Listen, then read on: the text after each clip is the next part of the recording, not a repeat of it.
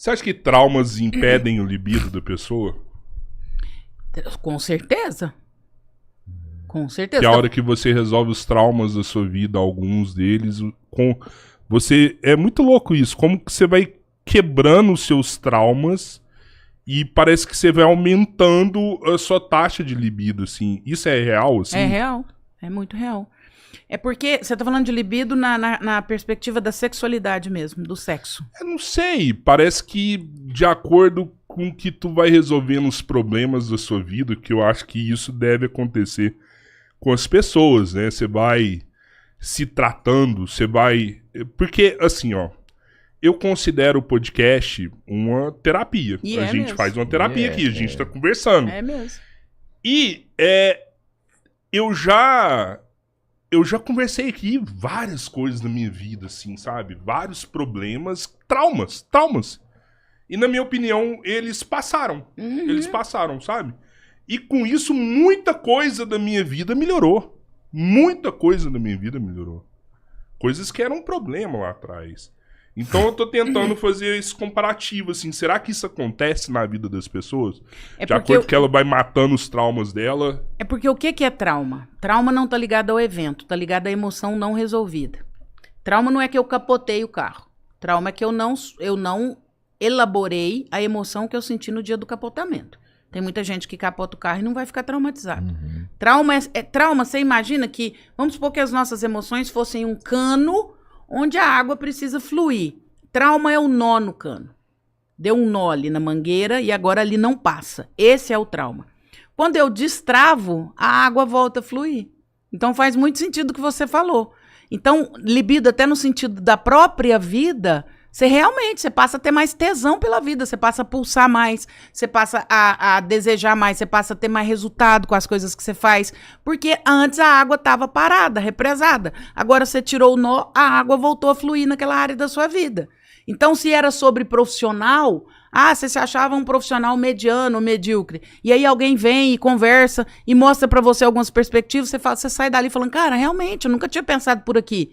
Percebe que você desamarra a mangueira e agora a água começa a fluir? E se a água começa a fluir, ela leva a vida. E nesse 8 a 80 de sem trauma e com vários traumas, é importante você ter um meio do caminho ou o ideal é o 80 você tirar todos os traumas da sua vida? Quanto menos trauma, melhor. Você acha? Quanto menos... Eu acho que uma pessoa sem traumas, tipo assim... Ele é feliz demais. É uma pessoa que deixa de acreditar em pecado, por exemplo. Mas trauma... Sim. Eu tô... Olha o nível que eu tô jogando, assim, tipo... Mano... Eu vejo que muitas pessoas deixam de fazer algumas coisas porque, tipo, isso é pecado, isso não pode, mas isso não é isso trauma, é errado. né? Isso é regra, isso é determinações, isso não é trauma. Trauma é uma emoção ligada a um evento específico não elaborado, isso não é trauma. Trauma é eu ter ido, assim, vou dar o exemplo porque você está falando religioso. Eu fui na igreja e fui ler uma leitura e tremi e o padre me humilhou. Isso é trauma. Pecado não é sobre trauma. Tem o conjunto de regras da igreja católica, do islamismo, do budismo. E aí, baseado naquelas regras, eu não posso fazer certas coisas. E aí eu não faço. Isso é regra. Isso não é trauma. Trauma é um evento ligado a uma emoção não elaborada. E isso me trava. Você imagina as áreas da nossa vida como capilares sanguíneos. Imagina o nosso corpo aqui, ele é cheio de capilar. Então tem um capilar que irriga meu pé, tem um que irriga meu dedo, tem um que irriga meu coração, capilares, veias e artérias.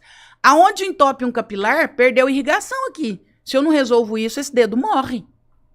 Trauma é esse capilar entupido. Então, se você tem trauma em relação ao seu corpo, você vive uma vida aquém do que você poderia em relação ao seu próprio corpo. Se você tem um trauma em relação à sua sexualidade ou às suas questões sexuais, você vive uma sexualidade aquém por causa daquele trauma. Que é isso, assim... A religião permite que você conheça o seu próprio corpo? Depende, hein? Até que ponto? Depende até que ponto. Porque há um cisma entre corpo e espírito, né? Na maioria das religiões. É como se aquilo que é nobre é aquilo que é do espírito. E aquilo que é menos nobre ou carnal é aquilo que está ligado à minha imanência. Então tem a imanência e a transcendência. Então, a religião, e aí o Platão entra muito nessa perspectiva de mundo ideal e mundo real. Quando Platão separa os dois mundos e a religião vem e faz a mesma coisa e cola muito nessa teoria platônica, fica parecendo que coisas relacionadas ao corpo não são muito espirituais. Tem uma música que diz: tudo que eu faço é irreal, não sei o que lá, engorda. É bem nessa linha aí. Parece que coisas ligadas... Eu já vi. Agora, você está falando de trauma. Uma vez eu atendi, e eu posso falar aqui, porque eu não vou revelar, claro, nem a situação e nem o nome da pessoa em si. Eu atendi uma moça que ela havia sido estuprada. Ela não conseguia lavar a própria... o nível de trauma que ela estava por aquilo que ela tinha passado. E ela foi para a terapia com esta demanda: doutor, eu não consigo tocar o meu corpo. Quem tem que me dar banho são minha mãe, meus irmãos. Eu não consigo mais tocar o meu corpo, em especial a minha vagina. Isso é trauma. Isso é uma emoção. E aí você percebe que aí a vida dela fica parada neste aspecto? Sim, nesse caso é gravíssimo. Por isso que o trauma, ele é sempre nessa perspectiva. Mas será que a religião, essa questão do pecado, ela não vai gerando em você mini traumas religiosos, assim? Eu até entendo, mas são regras, mas regras, trava, né? regras que se você infringir elas, aquilo lá vai te fazer um mal. Tu vai se sentir uma péssima pessoa, porque você infringiu uma regra religiosa. Mas eu e acho aquilo ali pode gerar um trauma em você. Depende de como é conduzido. Depende de como é conduzido. Nos 10 mandamentos: não roubarás. Eu roubei, eu fico traumatizado? Depende da forma como isso vai ser conduzido. Se eu fui exposto, humilhado, pode gerar um trauma. Se eu fui corrigido, se eu tive que reparar o meu erro, se eu fui acolhido e alguém falou pra mim que aquilo era errado e talvez eu não tivesse consciência, talvez não gerou trauma. Quando eu era pequena, eu peguei uma borracha na escola. Cheguei lá na minha casa com uma borracha de coleguinha. Minha mãe fez eu chegar na sala no outro dia, devolver a borracha, falar na frente de todo mundo: eu roubo, eu pego a coisa dos outros, na frente da sala. Isso gerou Mas trauma. porque era pecado ou porque era errado? Porque era errado. Mas sobre o erro e sobre o pecado. Mas roubar é um dos mandamentos também. Tá dentro dos 10 mandamentos. Nesse caso, sim. É a forma com que é conduzida que vai gerar o trauma ou não. Não necessariamente o fato de ser pecado vira trauma. Você acredita em pecado? Eu acredito em pecado. Eu acredito que existem coisas que infringem leis, né? Regras determinadas. Por um compêndio específico. Agora, vai gerar um assunto isso aqui, né? O que é pecado para uma religião específica não é para outra. Uhum. Então, qual que é a regra? Qual que é o fiel da balança? Eu acho que a hora que tu fala pecado, você tá levando pra religiosidade, né? Cristã? Depende da religião. Pode ser islâmica, pode ser budista, mas a hora que tu fala... Mas, a hora por que exemplo, tu fala, tu tá levando pra religiosidade. Agora mas em algumas religiões específicas, ter várias mulheres não é adultério. No cristianismo Exato. Aí aqui é pecado, aqui não é pecado. Então, qual é o critério de pecado? O pecado não é quando você... sabendo que você está cometendo erro, você o pratica da mesma forma? Mas isso o não que seria é o um erro? pecado independente de religião? Mas o que é um erro? Porque no cristianismo o seu conceito está certo, mas vamos construir a tese. Sim. Pecado é quando eu sei que algo está errado e ainda assim eu cometo. Beleza? Mas então vamos pensar no adultério como um pecado. No cristianismo ele é pecado, mas em outras religiões... ele é, entre aspas, numa outra perspectiva, aceito. Qual que é o critério para saber o que é pecado, então, o que é errado? Nesse ponto... Olha mas aqui, lembra, só para incluir aqui, Robertinho, lembra também que no islamismo, né, na verdade, não é que o adultério é aceito. A pessoa ela pode ter até 4 esposas, desde que a primeira concorde. E não é nem que é aceito, vamos corrigir. Então tem um contrato. O conceito de adultério é outro conceito. Vamos colocar assim que fica mais inteligente e mais honesto. O conceito de adultério é outro contrato. No nosso caso, adultério é ter mais de uma mulher. No caso deles, não necessariamente. Até porque teve um combinado ali e a pessoa aceitou.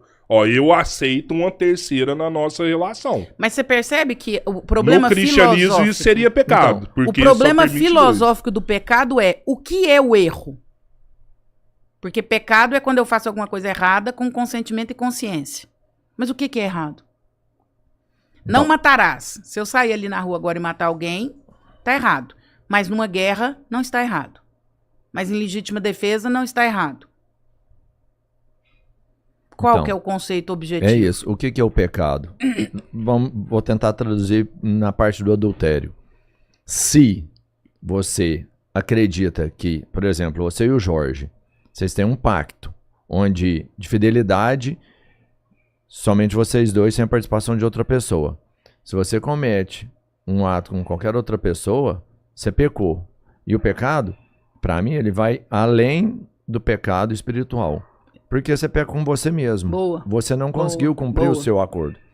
Se você tem um acordo que onde pode ser feito isso, e você faz, não é pecado. Você não traiu a você mesmo.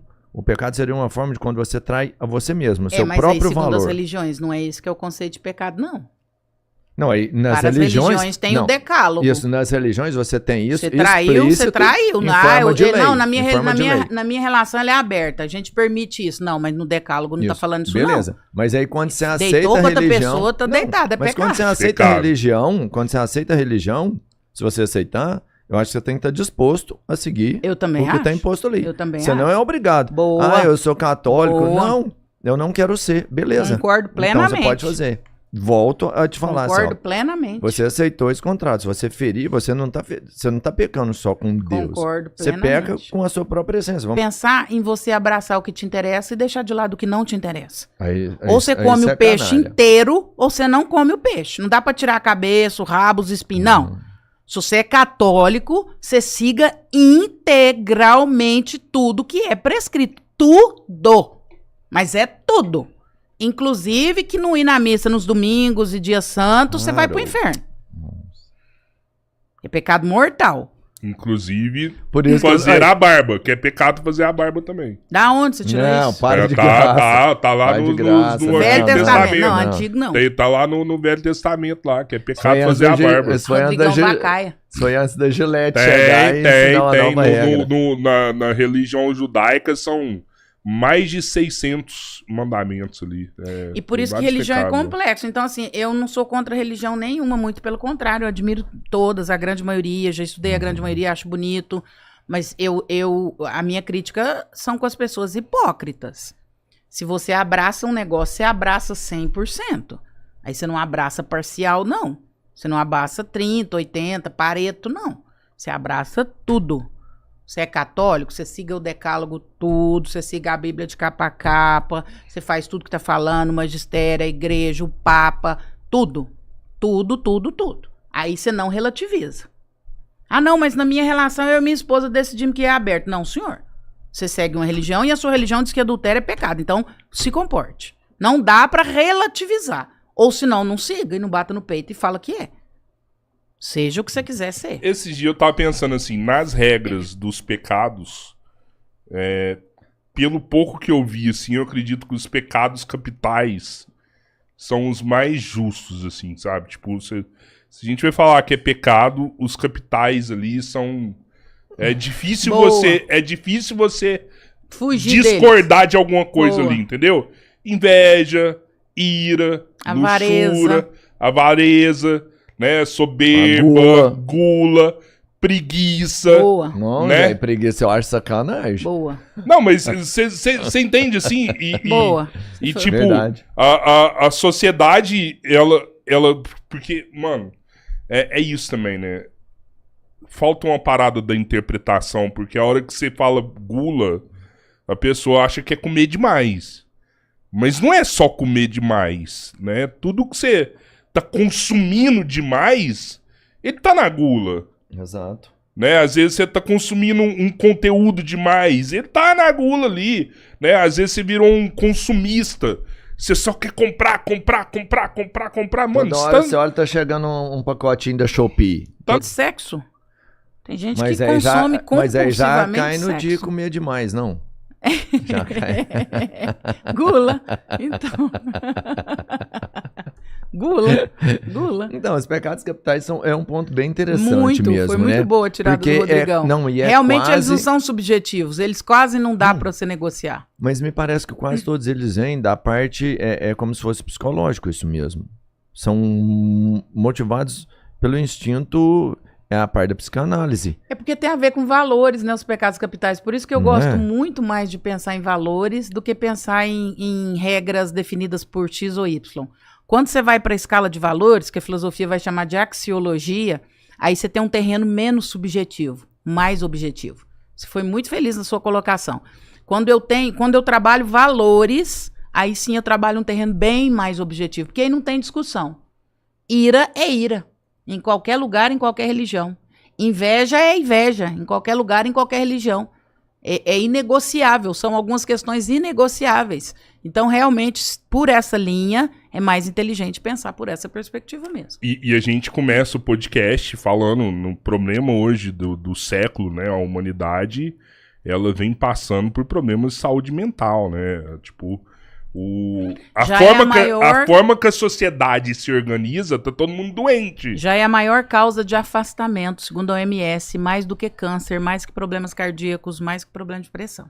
E eu vejo muito essa doença ligado a esses pecados capitais, sabe? Tipo, o consumismo. Se tu pegar a luxúria, o cara tá viciado em pornografia. Aí tu vai ver, tem o OnlyFans te oferecendo pornografia, tem o Xvideos te oferecendo. Então, assim, tá o tempo inteiro, velho. O tempo inteiro. A luxúria, e assim, no termo mais chucro dela, é uma ostentação mesmo. E na rede social é o que você mais vê. O tempo todo. A galera fica louca de ver a vida do influencer, do youtuber ali. Eu nunca tinha pensado por essa perspectiva. Dos 7 pecados capitais nessa perspectiva de saúde mental. Muito interessante essa leitura sua. Realmente passa por aí mesmo. No livro A Divina Comédia, do Dante Alighieri, tem uma parte que ele vai falar só sobre os 7 pecados capitais. As pessoas estão numa montanha e elas são divididas por andar. Cada andar está um pecado específico. Então, no terceiro andar, ou na terceira camada da montanha, estão só os invejosos. Então, em cada lugar está um. E no andar da inveja é muito interessante, porque cada um recebe o castigo de acordo com o pecado. No andar da inveja, todas as pessoas têm os olhos furados, perfurados. Por quê? Porque a inveja entra pelo olho. Sim. Tanto que os antídotos para inveja, eu acho que a inveja na é relacionada gula, ao tá olhar. todo mundo com a boca tampada também, né? Eu já vi essa parada do inferno de Dante ali, né? É muito interessante essa metáfora. E aí tu pega tudo isso, tá relacionado hoje com a sociedade, né? Você pega a gula, que tá relacionado com o consumismo, né? As pessoas hoje, elas consomem tanto porque elas precisam do que elas estão consumindo, ou, na verdade, elas estão tentando preencher um vazio que tá dentro delas? Toda compulsão é baseada na ideia de que existe um vazio a ser preenchido. Todas as compulsões. Compra, comida, sexo, tela. É sempre baseado no vazio. Todo excesso esconde uma falta, né? Quando eu faço algo compulsivamente, busco algo compulsivamente, eu tô fechando ou tentando tapar um buraco dentro de mim. Tava falando isso com o Euler vindo pra cá. Vou pra um lugar que não tem 0 de internet. Você já parou pra pensar você 3 dias numa chácara com 0 de internet? Já. Como que seria? Então, não tem internet lá, não? Cara, Você sabe que pra grande maioria das pessoas... Eu acho que eu ainda me daria bem, hein? Para a grande maioria das pessoas, isso é eu ouso dizer que para a grande maioria das pessoas, isso é desafiador. Imagine você, vou aumentar o prazo, você, a Bianca e seus filhos numa chácara 1 semana, sem tela. Não, internet, TV, nada. Que benção, hein? Isso é paz. Eu não sei. Paz pra você, né? O dia que eu tomei cogumelo, me veio esse negócio aí, velho. Nem posso falar que eu tomei cogumelo, porque a Renata briga comigo, mas vou falar psilocibina. O dia que eu experimentei a psilocibina, toda hora eu falava, desconecta, desconecta, desconecta, desconecta. 5 horas aqui alucinando e só desconecta, desconecta. Aí eu pegava o celular assim, vinha um tanto de... Já viu aquele filme do Drink no Inferno? Já viu? Não? Que eles estão num bar assim, aí tem... De repente todo mundo vira vampiro. Da meia-noite todo mundo vira vampiro e fica feio, vira monstro. Uns vampirão bem monstro. Bem feio, assim, né? Eu pegava o celular assim, ó, tudo virando monstro. Eu falei, caralho, larga essa porra aqui. Larguei de lado aqui e fui... filha, tela é foda. Eu gostaria de ver foda. uma experiência social assim. Catar Então, uma mas família, o- pôr ela num lugar, criança, filho, mulher, sem tela, zero tela. Não tem televisão, não tem celular, não tem internet. Não tem, não pega. Eu sei que a resposta das crianças seria muito rápida, Uhum. sabe? Assim, no primeiro dia depressão, no segundo dia como se fosse abstinências, muito nervoso, mas no terceiro dia, no quarto dia, eles iam estar correndo, sabe? Igual um demônio da Tasmânia rodando ali, né? Subindo na árvore, jogando. Gente, a geração que menos faz sexo, e uma das explicações é isso aqui. Já vi falar. Eu ouvi Porque falar. sexo está relacionado com prazer. Só que o nosso cérebro ele não sabe de onde está vindo o prazer. Ele entende dopamina. Ele lê dopamina. Se a dopamina vem de um celular ou de uma relação sexual, para ele, dá na mesma. Ele já sentiu o prazer. Mas então seria, não dá pra usar o termo. Eu tenho Seria certeza uma que você ejaculação ia... precoce que é muito rápido, pô. Isso é, aqui, rápido, toda hora ele tá É tendo. isso mesmo. Só que aí você Só que busca são outro. várias. Só que você tem um pico de dopamina, ela cai, você busca outro. Você tem um pico, ela cai, você busca... Por isso que você fala assim, gente, tem 3 horas que eu tô aqui vendo Reels, nem vi. De nada. Se eu tirar o celular e a tela, a primeira coisa que vai acontecer em uma semana com você e com a Bianca é que vocês vão transar muito mais.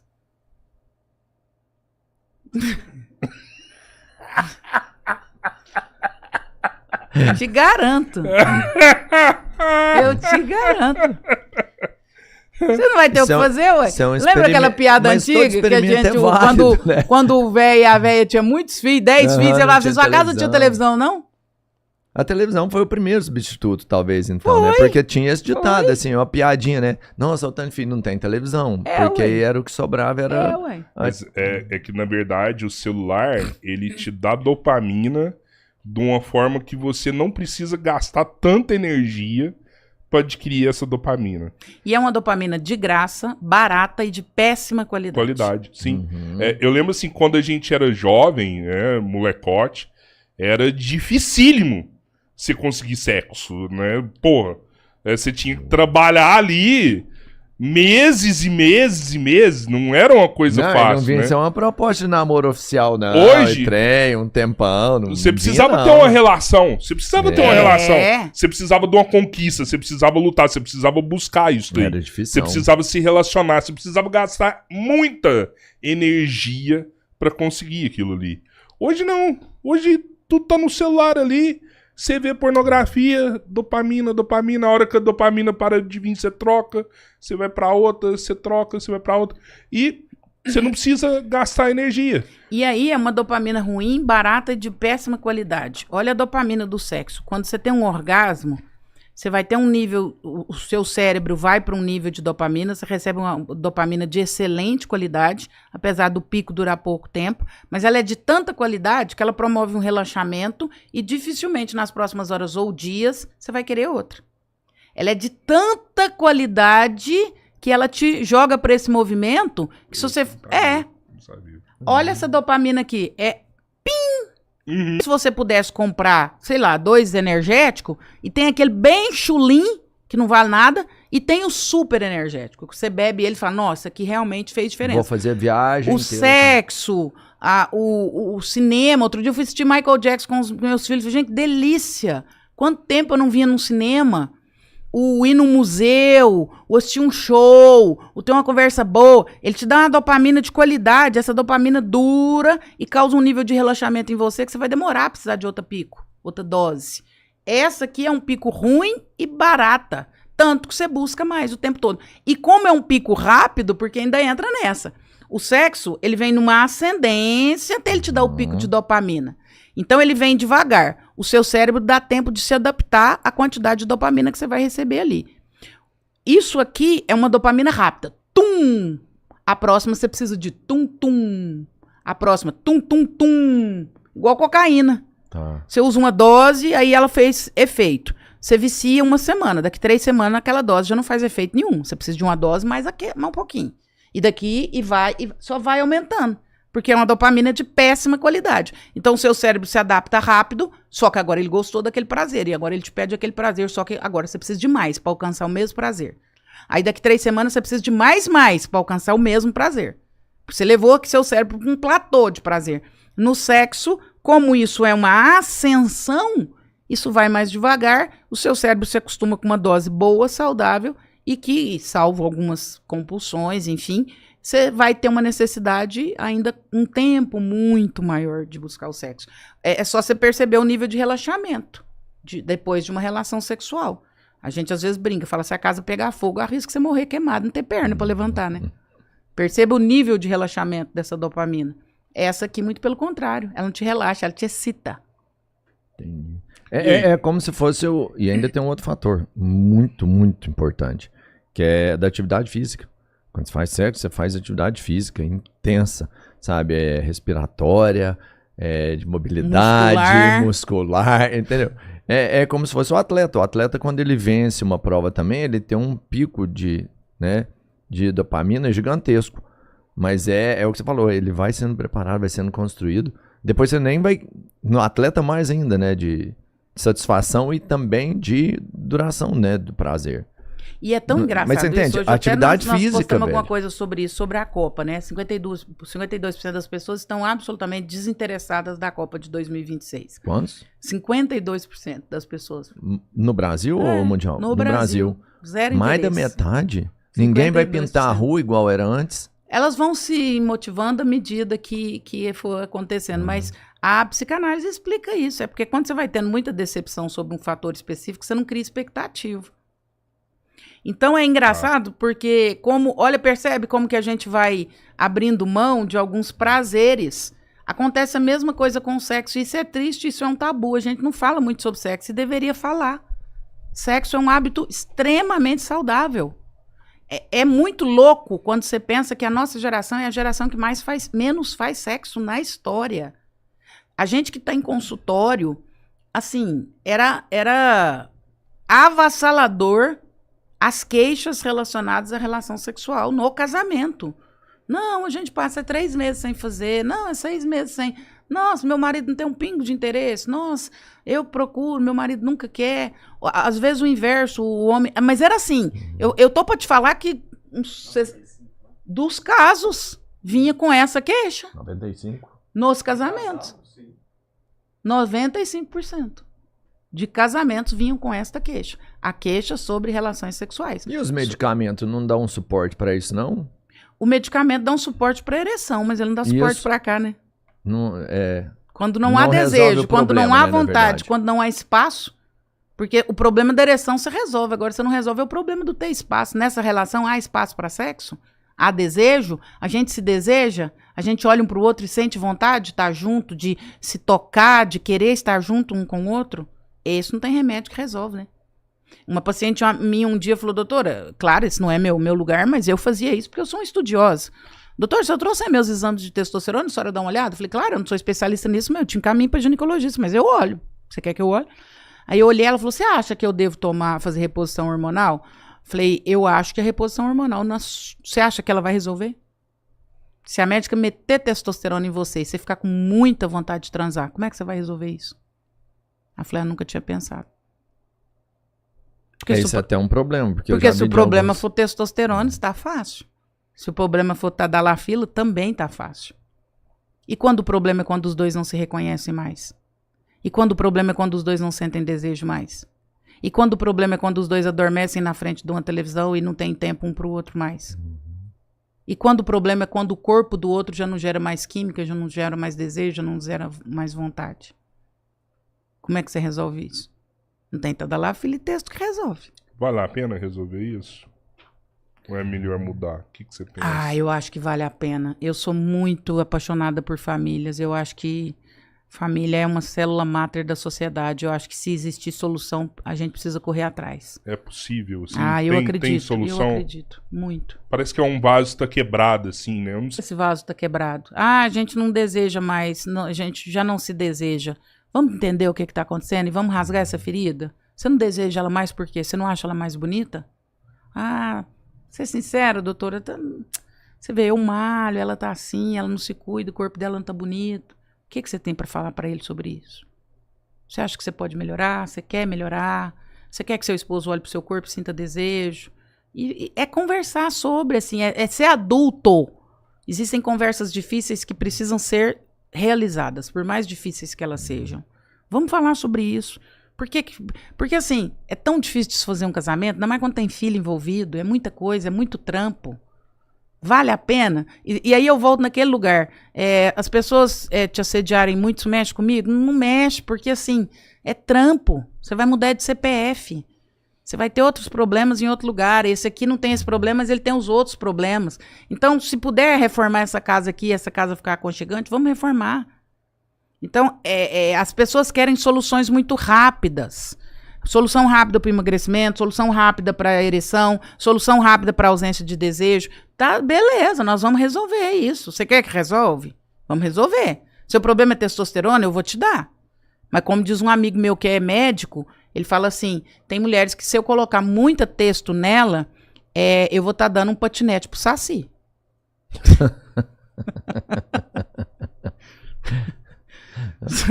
Você já pensou? É o que a Cabeleira falou. Eu já falei isso pra várias mulheres. Beleza, eu te encaminho pra um ginecologista. Ele vai resolver o problema da sua testo. E você vai ter homem em casa que vai dar conta do seu desejo? A relação de vocês comporta se você quiser ter sexo todo dia? Mas o Cabeleira falou o seguinte, a pergunta dele foi, vale a pena consertar ou vale a pena mudar? Se você muda, você não resolveu o problema, porque o problema... De novo, não é a texto. É isso. Não é. Você vai para outra situação com o mesmo problema. É isso. Não é? Não dá para você jogar o problema para fora. Você tem que cuidar dele. Não, não adianta. Em algum momento você vai ter que cuidar. Não, você não resolveu o seu Mas problema. será que a gente não tem que analisar também caso a caso? Assim, eu acho não, que... com certeza. Não, é o seguinte, se eu vejo que, pelo que você uma falou, traição, assim... Teve uma traição que é o vaso quebrado. Quebrou o vaso, foi uma traição. Aí quebrou o vaso. Não. Eu em especial, talvez eu não optasse por colar novamente o vaso. Não, mas o vaso está trincado porque o nosso relacionamento está ruído e a gente não tem mais prazeres. Sim, aí nesse caso eu vou fazer. É isso, não dá pra você... É porque me parece que é bem fácil, assim. Parece que a maioria das vezes basta um diálogo que você consegue restaurar. Se for o diálogo que tá faltando, eu acho que vale a pena, né? Isso é depois do diálogo. O que vai mudar depois. Porque depois que o outro te entrega alguma coisa, você vai ter que ver o que você vai fazer com isso. Porque se a gente tem uma conversa densa e o meu esposo diz, olha, eu vou te ser sincera, já que nós estamos aqui numa terapia de casal e você pediu, eu não sinto desejo pelo seu corpo, porque você mudou muito desde que a gente casou. Você ganhou muito peso, ou sei lá o que. Aí agora eu preciso fazer alguma coisa com isso que eu recebi. Então, assim, não é um simples diálogo. Por isso que conversas difíceis são complicadas. Porque quando eu abro uma caixa, vai sair muita coisa daí de dentro. E agora o que eu vou fazer com isso? O Freud falava uma coisa, eu falava isso muito no consultório. O Freud falava uma coisa fantástica. Ele dizia assim, o sexo, quando é bom, não significa nada no casamento. Quando ele é ruim, ele significa tudo. Eita, doideira. O sexo é importante no casamento? Eu falava, se for bom, não. Ele só faz. Ele é parte do casamento. Quando ele é ruim, ele é 80% do casamento. Sexo é importantíssimo. Segundo a Abraham Maslow, na pirâmide de Maslow, o sexo está aqui embaixo, nas funções vitais. É tão importante quanto fazer xixi, quanto evacuação, quanto hidratação, quanto sono.